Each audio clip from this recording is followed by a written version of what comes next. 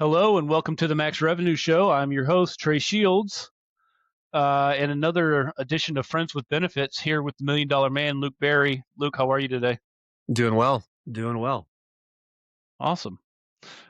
Today's episode, I don't quite have the title worked out, but it's basically going to be your due diligence process, your sales process, what that looks like. Um, so I don't even know where to start with. I guess let's just take benefits guys through kind of your whole deal from A to Z. How do you go about, kind of qualifying, and then what does your process look like to take a look at their program, and then, what are you looking for? Let's just take me through the whole gamut. Absolutely. And again, really, really excited about this episode. Just to help provide the younger guys, a cadence to go through and vet, the C-suite partners that they could have underneath their book of business. So really, I guess where it starts, Trey, is the developing of the ideal client. Like we've talked about this in the past at length. And really, the ideal client is going to be someone, for me personally, someone that fits um, really their personality base. So, or it could be, again, your ideal client might be different, but for me, I'm looking for a particular, kind of C-suite executive, and we're not talking like just personality types. What I mean by that is how do they think? Like how are they processing business? Do they have the same risk tolerance as I would have if I was in their shoes? And so when you're really starting a prospect and you're developing that list, it's really hard to see that when you're putting together, a spreadsheet. And I know traditionally for a lot of brokers here, it's pulling 5,500 reports. For me, when I first started, I was literally going on the DOL website and pulling a 5,500 to try to make sure that I've got all the correct information needed. Sometimes you get lucky with with the decision maker's cell phone on that, but really, now with all the data that's out there today, whether you work at a big shop or a small shop, it really doesn't matter. Your ability to do your due diligence on a prospect is huge. So actually, I would say suspect is huge at that point in time because they're not technically a prospect. And so for me, when it starts with that due diligence process, our team will scrub a 5,500 report, right? We'll pull out in a geographical location of where we're trying to call or grow our book of business. It could be the size of the group. It could be the particular, are they fully insured? Are they self-funded? Is there a new CFO, a new HR director, a new CEO that's involved? And what we'll do is we'll tailor that list down to where it's a little bit more palatable. So once we have that list, then we're going to go through and do our due diligence on the C-suite, the executive team. Are they new? How long have they been there? Is it an HR director that's been there for 30 years and has a really deep relationship with a current broker that's also been there for 30 years? Really looking at what those clientele or what that potential to convert that suspect to a prospect looks like, and taking our time with it, right? It's the old Abe Lincoln quote. If I'm going to cut down 100 trees or whatever it might be, I'm going to make sure I have a sharp axe. And I just butchered that quote, but you know what I'm getting at. So your ability to tailor those lists to get them ready and prep for the call is going to set you up for success. Again, if we go back to the E plus R equals O, I know really well what all events could take place during our first cold call, right? I know they could say no. I know they could say yes. I know they could say, I've got a broker. I know they could say a bunch of different things. So if I could already do that research and spend a lot of quality time up front to be able to handle those objections when they come up, I can then continue to push that opportunity forward. So really that's the suspect. So who's our ideal client? Let's convert a suspect list. Now, how do we convert that suspect to a prospect? Well, that's where the cold calling starts, right? Or the networking or whatever it might be. It might be joining an association for some guys, what have you. But for this particular scenario, let's just stick to cold calling. So what I see producers fail in and what they don't understand is they sell the sizzle, not the steak. We've said this before. Meaning on the very first phone call, they think that they're just trying to close the deal. And in reality, the goal of the first call is just to get a meeting, right? You're just trying to take something that's cold. Again, that's why we call it a cold call, and turn it into something warm to where your name is now recognizable. And the one thing you don't want to do on that first cold call is to create a bad brand for yourself. So are you the annoying guy that's always calling, right? That he knows he's going to get a phone call every Tuesday from you at 1 o'clock and every Thursday at 3 o'clock, and you're going to leave a voicemail and you're not adding any value whatsoever to their business. So the idea of converting a suspect to a prospect is getting the meeting, But in reality, you're also wanting to serve that prospect, because if you've already done all of your due diligence on this person, you could start to add value, to their life. It could be, again, they're in a particular industry that might be struggling with X, Y, and Z. You just insert the problem or the scenario. It might be sending them a letter after you just have the first phone call, right? If it's just getting the first meeting, calling, saying, "Hey, Trey, my name's Luke. Look, I'm not asking for much. At the end of the day, you don't know me, and I've got to build a bridge of trust there with you. I just wanted to call and introduce myself. I might be sending you some stuff, just some relevant industry news. Maybe that'll add value to you. I hope it does. Anyway, not asking for much. Again, just wanted to introduce myself, and we'll talk soon. And just leave it at that, right? It might just be a very casual cadence of just getting the foot in the door. Um, that's with a cold opener. If you're going for more of a targeted approach, when we're looking at this due diligence, right? If you know that they're fully insured and they've been with a bonehead broker for 20 years, and that broker's adding zero value to their life, and you've got a self-funded stack that you've been taught through about your agency, all the one-liners and all of that, how to pair it. It might be an opportunity for you to really wedge that opportunity of talking to them about changing their way they finance their risk. And that might be with the CFO. And so that target looks a little bit different. And so really you have to determine what approach you're going to take. Do you want to take the casual relationship building approach? Or is this an opportunity that you can really take a sniper approach to say, you have a problem you're unaware of? Here's how I can help you. But in both scenarios, you don't need to be selling, right? You haven't even earned the right to consult with them on an opportunity. Like, you haven't built that trust. You're muted. As someone who knows nothing about benefits, you can see if they're on a fully insured plan just from a 5,500 and the little bit of research you can do. Yeah, absolutely. So, and again, if you're a new producer coming to producer land, and you're trying to figure out how to prospect, yeah, you can access Xywave. Your company's got these resources, Xywave, ZoomInfo, or you can just do it old school and go to the DOL website and pull ERISA forms. So you go on, you pull the information you need to pull. You see, let's say, 100 life group that is fully insured. That's kind of that you're licking your chops when you see that. Oh, And absolutely. then how do you have that first conversation without giving everything away or like being salesy? Like, how do you drop enough information so that they know what you're talking about and they know that they want to kind of take that meeting, but you're not selling them? How do you do that? Yeah. So if we're role playing here, and Trey, let's say you're the CEO or the CFO of a 100 life group. Usually, the HR director is not going to be. It's probably a team of one, right? They might have a generalist there. So those smaller groups, for me, who I'm wanting to target is going to be the CEO or the CFO. And that conversation's very simply put of acknowledging what they already know, right? So if I'm sitting as the CFO, what do I already know about my plan, and what annoys me the most about that? So the conversation would go, Trey, hey, my name's Luke. Again, you don't know me at all from Adam. I'm really calling because I spotted some things with regard to your health plan. Don't know if it's going to be a good fit, but from what we're seeing from a storyline perspective, which we'll get to here in a moment for when you get the first meeting, but what we're seeing from an industry storyline perspective is employers that are in your shoes are really ticked off or struggling with X, Y, and Z issue, right?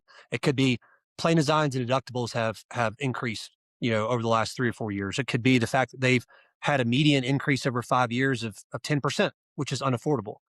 It could be based on the 5,500 form, they jump carriers, right, every single year, right? And that's a bad strategy. So you insert those issues and those problems, and you can just say, look, I've got employers in the area where we've been able to save them X, Y, and Z amount of money.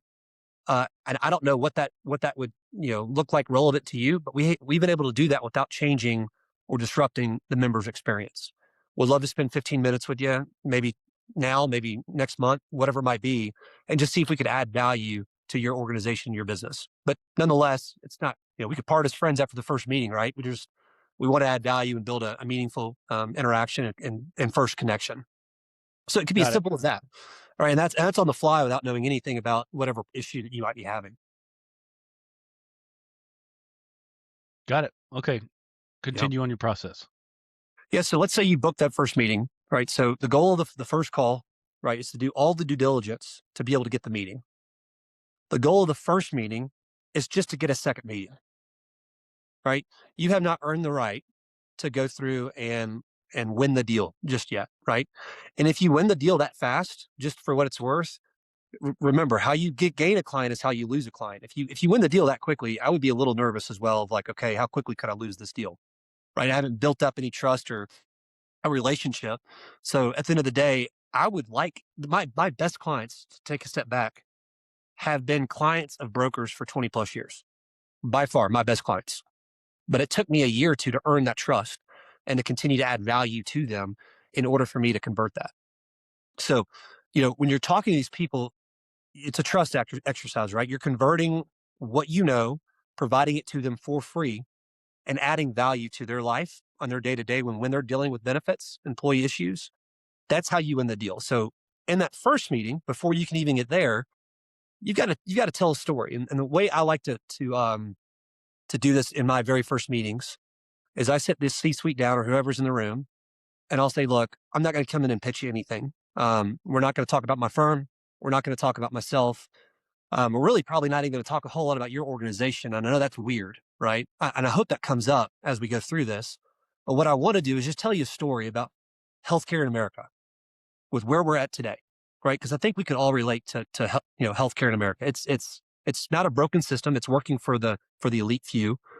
But how does that impact you as the employer? And that's really what we want to talk about today. So it's almost like a director. I'm giving them the pitch of this movie, so to speak, but I'm delivering it to them in a palatable form that they can understand as just regular Americans, right? We're not talking about their business. Again, we're talking to about healthcare in America and them being just a normal person, right? And as we walk through that story, you start to see a lot of wins that happen. And what I mean by that is if you can get a lot of micro yeses throughout that process, you've now taken them from the opposite side of the table and you've converted them to sit right next to you. So now they're seeing, if we're talking about this director role, they're picturing themselves in the movie. Like, oh, Luke said that about healthcare. Man, that actually really relates. My grandmother had cancer and she went through this. Or, yeah, my wife is on this specialty medication. Why does it cost that much? And it could be example after example, but we walk through the storyline and really discuss, in my opinion, how healthcare stole the American dream. And for me, it was my own family story. I talk a lot about my dad, with his healthcare journey, my grandfather's business, because it's relatable and it's true. Like it's an authentic story. So that's the very first meeting. And we end the meeting and we say, look, guys, we can take it's the old Charlie Munger approach, right? Warren Buffett's partner. We know now that we're leaving and you agree, this is how we view healthcare. This is how you view healthcare. It's pretty much the same. We're aligned, right? Yes. Great. So if we're aligned, let's have a meeting in the next week or two and let's talk to you about how we know how to fix it because we can flip all of this on its head and we know where all the problem issues are within the healthcare vertical and we can fix that. Really, right. So like we can fix that. So let's, in the second meeting, let's talk to you about your actual business and let's listen. Let us start now that we've earned that trust. Let us start to ask some questions about your business and let's start that process and let's review kind of how you're purchasing and procuring benefits today. And then we get into the third part of the prospecting, wave. And that's going into what is the risk tolerance. So Trey, I don't know if you have any questions or if you want me to keep going. So in that third phase, right? So you got converting a suspect to a prospect to a friend in that very first meeting. And now you're converting that friend to a client and an advocate, right?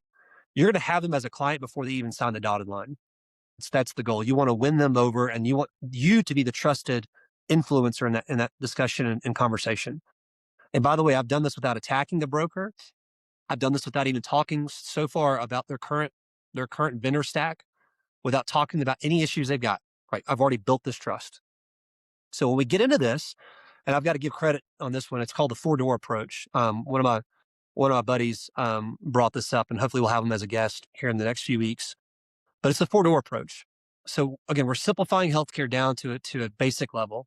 So when I'm talking to the CFO or the HR director or the CEO, no matter if it's, by the way, we've got clients with 25,000 employees, we've got clients with 50 employees. What I tell the prospect at this point in time is simply put, our philosophy with how we approach every client is the exact same. The exact same. The difference is how we go about implementing it, because every client is different in that aspect. right? So how are they wanting to procure healthcare? So again, the 4-door approach, this is what we narrow it down to. We talk to the employer, we could say, look, do you want to keep kicking the can down the road? I.e., do you want to stay fully insured? Do you want to get out of healthcare altogether? Right? Do you want to go into an ICRA, which is going to be getting out of healthcare altogether? Right? There's issues, pros and cons of both. The third is, do you want to learn how to finance your healthcare claims? Right? And there's different ways to do that. But do you want to learn actually how to finance your claims? Or fourth, this is the fourth door that they might want to go through. Do you want to scrap a PPO network altogether? And do you just want to go in and simply direct contract with hospital systems around the country, and do more of like a reference-based pricing approach, which again, for those that don't know, we'll be talking about that later on what that looks like, but you want to take that approach. And really what you're doing now is you're converting a conversation to you becoming a consultant. So when you talk about those 4 doors, right, and you put your own spin on that, you leave it open-ended, right? So what door do you guys want to talk about today? Well, they're going to tell you, let's go through door 2 or 3. Well, be ready and be a consultant and walk them through the pros and cons of both. And really, that's where it comes down to. In that third and fourth meeting, they have either bought into your process or they haven't. And this is the tricky part. You have to be willing to walk away. I can't tell you how many deals I've walked away from because it wasn't the right timing. And they were actually, I said it in one of the previous podcasts, the deals that drag on like that, I don't want to burn a bridge. When they're ready to buy, they're going to come buy from me. But I can't spend 20 hours over the next 6 months working on a deal I'm not going to get when I could be taking that time and working with other prospects that I know I could actually close. So in the previous podcast, I talked about, don't work just on 4 deals, have a system to where you can work on 20 or 25 deals at one point in time. That's what you want to build that up to. And usually I would say within a matter of 6 months, we can close a deal based on that approach. Wow. The 4 doors. You're like Captain Framework. I love that. I'm a big framework guy. Let's just hypothetically, and mainly just because I don't really understand benefits, can we kind of run through each one of those 4 doors? And can you kind of run me through the talk tracks for those? Yeah, I mean, again, we could spend hours on this, Trey. So, you're kicking the can down the road, the fully insured model. Uh, you know, it's when you're looking at that and you're having that discussion, I like to take a look and say, okay, at the end of the day, um, who's your carrier working for? Are they working for you or are they working for the stockholder? Right? Because if you look at United Healthcare, they're the second best performing stock behind Apple for the last decade. So if you're currently with United Healthcare, they're not bad. They're just doing their job. They're making profits for their shareholders. But if you can get educated on that, and if you're still cool, Mr. CFO, with knowing all the issues that come along with being fully insured, if you're still okay with being in that model, then go for it. But just so you know, I'm making X, Y, and Z commission. I'm not doing a whole lot of work, and I'm shopping it out, you know, very easily through our quoting tools. It's no work for me, and I'm very honest with them. It's easy money, right? If you're willing to convert that and not kick the can down the road, then we have really 3 other options. We can either get out of healthcare, which is going to be ICRA, and ICRA, simply put, don't want to get all into the weeds of this just yet, but an ICRA is basically the employer getting out of healthcare. It's a bad look. The reason why most employers don't do it is because you're basically telling all of your members to go to the exchange, and it's not a really good look if you're trying to attract, retain, and recruit, and retain talent. So that's kind of a pro and con there. If you really want to dig deeper on the financing side, we're talking about self funding. Do you want to look at captives? Do you want to look at again, the regular self-insured market? Let's talk to you about how volatile the self-insured market is today and why captive might be best. Or, hey, not all captives are created equally, right? You've got some captives that are too small. You have captives that are too big. You've got captives that are not employer owned, right? They're owned by the carrier. These things aren't good or bad. They just are what they are. And you need to be educated within the market to discuss that. If that sounded like a gunshot, I know I'm from Memphis. It was not. It was fire going off. So I jumped a little bit. Yeah, I was Felt wondering like what that home. was. I kind of figured after a while it was just a fire, especially with Yeah. the ice storm. Yeah. Um, okay, I want to go all the way back to the beginning, rewind there. I wrote down some questions as you were talking. Um, You talked originally from the beginning when you're converting that suspect into a prospect, and you're talking about, oh, this guy's going to call me every Tuesday. So if you have somebody in your sites, what does your cadence typically look like trying to set that first meeting? How many touches and what does that look like over a course of X period of time? It depends, and that's okay. I mean, I take it more of a cool casual out of abundance approach. That's kind of like my mindset with it. The more scarcity mindset you have, where I've got to call this guy 5 times to convert X, Y, and Z metric to get to this point. 2 plus 2 doesn't always equal 4 in this model. Like the four attempts may not be it. It might be 4 plus 4, right? And you might have to touch the person 8 times. What you want to do instead of getting out of the goal, and we've talked about this a lot, you have to have a system and a process. Focus on the process and not the outcome.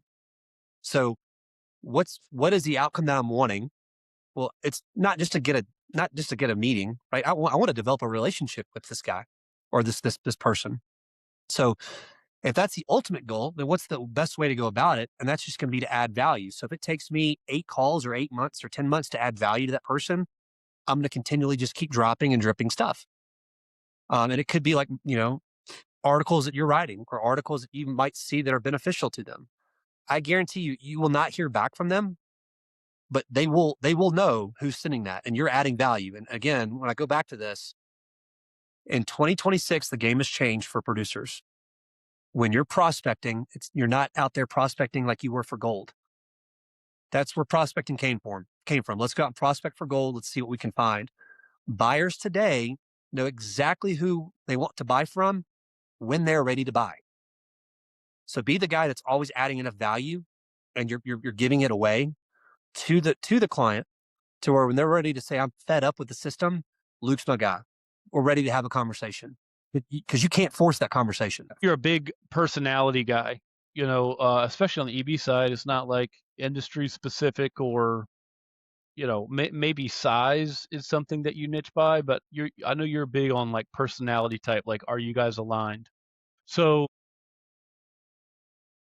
a lot of the time, I would imagine you don't really know if you guys are aligned until you get into that first meeting, right? You Mhm. don't know if they're the same personality as you, or are you kind of vetting that personality before you ever get in the door? Do you understand what I'm asking? Like, where does this personality qualifying come in?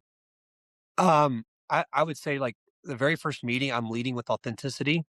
If you look at our team and if you talk to our clients, the one thing that they will tell you is that we are just authentic. We pick on each other, we make fun of each other. We're authentic when we're in the meeting, we're talking, we're professional, but we know exactly where we're at. Where we see the personality trait hit is okay, are they going to follow and laugh along with us? Are they going to be as strategic as focused and take this as seriously as we are? Like, are they going to be at our level? And if they are, let's go after that. If they're not, if they're distracted, um, if they're on their phones, which has happened, pick up and walk out. I mean, there's nothing wrong with that. We've ended plenty of meetings where it's like, hey, let us know when you guys are ready. Love your organization. We'd love to talk to you guys soon. Now's not a really good time. And you just leave. But at the end of the day, and that happens very few and far between, but you're commanding that respect for them to hit on your level. And once you've done that, you've now converted them they're now listening to you instead of you just talking to them. Mm, So that's the goal of the first meeting is just to go back to that is how do you earn enough trust or validation when you're walking in there through authenticity for them to actually start listening and hearing you instead of just seeing you pitch? Because there's a big difference got in it. that. So do you find that it's typically how large they are is whether they're going to be on your level sophistication wise, or do you find it kind of smattered all across the board, 100 life groups to 2,500 life groups? Do you understand what I'm saying? Is there a line of demarcation there where you find is your sweet spot? I would say groups under 50 are a little bit more transactional. We typically won't work with those groups unless it's like a referral based. Like if we're just calling those 50 life groups, they're not as engaged typically. 50 to 100, that's where they're starting to feel a lot of the pain and these fully insured renewals. Um, 100 to 500, and you start to see that the teams start to grow. So there's more resources that those teams have to deploy your strategies. 500 to 5,000, it's a game changer. They're fun to work with. They understand it. They've got the full team, the resources to deploy. You can really start to see meaningful change. Like I was texting with the CFO client of mine this morning, and he's got a meeting with one of his board members today, this afternoon. And we took them on and moved them. Was it 26 days ago? So 1-1, and they're already looking at saving over $300,000 in pharmacy, in pharmacy benefits, because we just removed some of these drugs from the plan based on members' qualifications. And one of those drugs was like $180,000. And he's like, "This is insane." I don't know if I'd be able to have that level of a conversation with someone that's a smaller group, but him and his team see that, and we're able to have those discussions. I don't know. I definitely see the line. It gets easier to be more strategic the bigger you get. Same thing on the PNC side. Get a lot more at bats on the transactional stuff. You get a lot more chances to win. But the further upstream you go, you get a better client, or at least most of the time. But like, you got to be on your A game with those bigger clients. Like, they can sniff out BS, and so for you to be truly authentic, to be able to be on your game, to start really understanding it, it's huge. I really didn't trade, to be honest. I wasn't able to break into that space and probably until my fourth year, fifth year, I'm in the business. But then again, I'm looking at this as my craft. Like, this is I'm a craftsman with what I do. So how can I get better every single year? It's not about closing the deals. Like, the deals will come as a byproduct. How do I get better at my job with communicating my message that I want to be heard in the marketplace? How do I get better at that every single year? And how do I make it more attractive, adaptable to those prospects and suspects to where they want to do business with me? Like, that's what I'm focused on as a producer. And if there's anyone listening, that's what I would be after today, is just making yourself a better professional, because those deals are going to continue to come. But again, if you want bigger opportunities that are going to be longer from a longevity standpoint with that relationship, you got to work on yourself first. What does your pipeline look like? Like, how many at one time? Like, how many suspects do you have? Like, what does that initial list look like? Well, how many people do you have into the prospect phase versus how many into that final phase? What would you say is a good what does a good pipeline look like in the benefit space for somebody wanting to, maybe not necessarily write $1 million a year, but write 100 to 300 a year? And by the way, 100, 300 a year is great. Like, I mean, that's awesome. I commend anyone doing that. I think, the average, based on the average broker, what we're seeing in the market, you need to be clipping 140 a year to be above average. So anything above that is fantastic. Um, every 90 days, I would say we probably have 100 suspects targeted, like known research suspects that we want to go after. Um, out of that list, we're probably looking at probably 25 prospects we're actually having a meaningful cadence, a conversation with. And out of that, we're looking to close for, you know, your 3 to 4 every quarter. Does that happen every quarter? No. But really, that's the goal. Like, right now, we probably have probably 2 or 3 prospects that we think we'll be able to take over by the end of 1-1. And then Q2, we're looking at 4 or 5. And then again, it adds on, and you've got to really be systematic with that, because once you have a book, you're also having review meetings with your other clients, and so you got to be strategic in that. But that's kind of really the vibe, is 100 suspects, 25 to 35 prospects that you're talking with, and then let the numbers fall where they fall. Don't worry about conversions or anything else. If you're talking with 25 people actively in a 90-day period, something good's going to happen. Got it. And you're big on team selling. Tell me what it looks like who you're bringing with at each step of the meetings, each step of your sales process. Yeah. So I mean, you got, and again, every deal is different. I like to have different personalities in the meetings, because if you're talking with an HR director, a CFO, a CEO, board member, whatever it might be, like, they're going to have different personalities. They're not all going to like my style, but they might like Ross's, or they might like Jack's. So when we come in, we essentially say, you got your consulting team. We also have your support team. We're there with the lifetime of the account. Luke's not coming in, or Ross or Jack's not coming in and selling this and then leaving. Right? We're here through it to consult, but we don't bring in our administrative team. We don't want to overload anybody. We want that first meeting to be really relaxed, but it's usually just the three of us, and we're sitting down and just having an open conversation, and we just navigate it through the frameworks that we've talked about, previously. All right, so your team's in there. You go through meeting one, you go through meeting two. How are you, like, especially with the four doors, and how are you demonstrating? Because there's a lot of people that can talk the talk, but how are you demonstrating that you can prove those results through your process? Is that just something that naturally comes out by how you're talking, or are you giving case studies? I'm going to give you an example. Okay, being a former pitcher, I can talk with somebody and I can tell you within 5 minutes if they know what they're talking about without them without them having to throw a baseball, because I can just tell by the words that they're using, by how they're explaining things. I'm like, oh, this guy played college ball, or this guy has no idea what he's talking about. So do you Hmm. understand what I'm saying? Like, how do Yeah. you demonstrate that? How do you do that? I mean, I think it's you're creating that validation right through your meetings. Like, you're prepared, you're there, and that's hard. That's 90% of the job. But then you gotta execute too. So that little final meeting that we're coming in, I've now built that relationship. I've built that authority, right? So now I'm going to tell them that in that fourth meeting, that last meeting, what they need to be doing, right? So I didn't lead with this. I didn't come in. We consulted as we talked about. Now that I have that authority, I'm going to say, Trey, based on what we've talked about, here's the strategies that we would implement. Now, here's the difference. You might not be able to do this year, right? So you're always giving them room for it to be their decision. We know this is where you need to be. Do you think you could do this year, or is this a 3-year period? Like, do we need to crawl to get there? And when they say yes, you've already won the deal, because now it's an AOR situation versus an implementation situation. And this is not gimmicky or a game. You're being very genuine, right? Like, hey, this is what you need to do. You've already said yes, that you agree that this is what you need to do over the last 3 months. So because of that, here's what we put in place. Here are the markers you need to be hitting. Do you have the capacity within your business, within your team, to do this year, or is this a 3-year period, or we need a crawl to get there?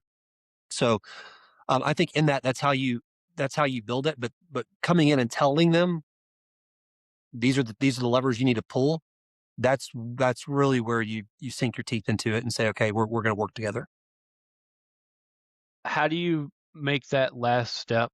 Like, not necessarily ask for the BOR, but what does the close look like? How do you get ink on the paper? Yeah, it's really simple. Like, if you guys want to move forward, it does sound so silly. If you want to move forward, you're going to have to fire your broker. And what we'll do, we'll start dropping that in the second meeting, and maybe even in the first meeting, of saying, hey, look, this is one of the toughest industries. Like, you have to fire someone in order to work with us. So, take this very slowly. This is not going to be a quick relation, or a quick process. Let's slow this down, because you will have to fire somebody, and you have to hire us. But before we get there, let's slow this down and build this relationship so it's more palatable. Now, I wouldn't tell them palatable, but for me, I'm dropping that as we go throughout this process. And then we start to wedge our way in of, okay, here are the issues. And unfortunately, look, this is business. Your broker has dropped the balls in these areas based on what we've talked about, what we have found, and we can fix those. But in order for us to fix those, we have to be your broker of record. I think a lot of times when you take a look at selling, it can be overwhelming because you look at it from I've got to go. It's like you look at it from the 0 to 10. But what I really like about your process is, I would term them micro commitments. And instead of like trying to sell somebody in the first meeting, it's like every step of the way, you're just trying to get a micro commitment to the next step. And then if that piece of the puzzle moves forward, great. And then from the first meeting, then you're just trying to get the second meeting. You know what I mean? So I feel like that can kind of de-stress the sales process when you think about it like that, as just these like hop from lily pad to lily pad versus like, how do I get this 1,000 life group to sign a BOR, which is just kind of like, it seems insurmountable. But if you're doing that, if you're doing the micro commitments and you're adding value to those folks, you will get 1,000 life groups that come to your door. But again, you have to be a professional that's making yourself better in what you do every single day to deserve the opportunity to have those potential commitments come your way. Like, you have to earn that.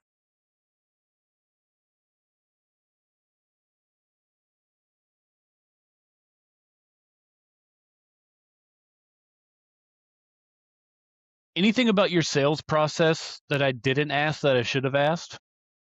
No, I think it was great. At the end of the day, you could, as a producer, you could hear what I'm saying. Um, I hope that the folks that listen to this know that I'm being authentic with them. Don't just follow my process. Take my process and make it better. Like cultivate it to your own, right? Create your own system. My goal here, and Trey, we talked about this. My goal is just to provide a framework for newer producers to say, man, I'm really not being told that in my agency. I can actually take that framework and start to build something around that and then scale it. Because I can tell you, if someone just says, I'm going to do exactly what Luke did and I'm going to follow this to the T, and we get really detailed oriented of our process and step by steps, and this is what you should be doing, it won't work for every producer, right? But if we develop the framework and we can help cultivate that to where that person individualizes that process and their system, that's how you go from a $200,000 producer to a $1.5 million producer or greater. All of the guys that have larger books than me, they have an authentic style about them to where people want to work with them, and they've got the systems and processes in place where those deals just drop in their lap. But in reality, did they drop in their lap, or did they perfect the 10,000 hour rule of they've been doing it so long that they know what to do? Is because of the systems that they developed when they first started. One thing before we go here, shame on me, I didn't do our plug. This episode's brought to you by Insurance Xdate. Insurance Xdate, generate leads, win new biz. Insurance Xdate is where new business begins. Industry relevant data delivered on a software platform built for sales, not research. Identify and engage with prospects in minutes. Keep track of your opportunities and get production done. Luke, you're the man. As always, appreciate you.